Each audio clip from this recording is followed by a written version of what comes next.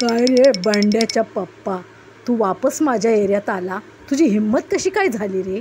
हां, एक तर तू माझ्या बायकोला नको नको त्या गोष्टीची लालच दाखवली आणि तिला तू पळून घेऊन गेला आणि पुन्हा इथं नाकूच करून माझ्या दारात तू कसा काय आलास रे?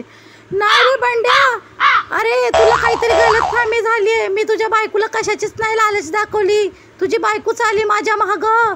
ती म्हणली की माझं चंकी आहे ना, खूप तिच्या मालकीन आईचा लाडका आहे, मला नाही बघवत, म्हणून ती माझ्या मागं आली. बस रे, काय पण बोलू नकोस. हां, तुझी गलती लपवायसाठी तू माझ्या बायकोची गलती सांगतोस. अरे मी आता एक सिंगल फादर बनून मी 2 पोरींना इकडे एकटा सांभाळतोय आणि तुम्ही दोघं मस्त ऐश करताय, हे मला बघवत नाही. समजलं ना? मी तुला सोडणार नाही रे बंड्या. तुम्ही माझा संसार उद्ध्वस्त केलास. मी नाही तुला सोडणार बंड्या. तू कसा काय आलास माझ्या एरियात? काय प्रकार?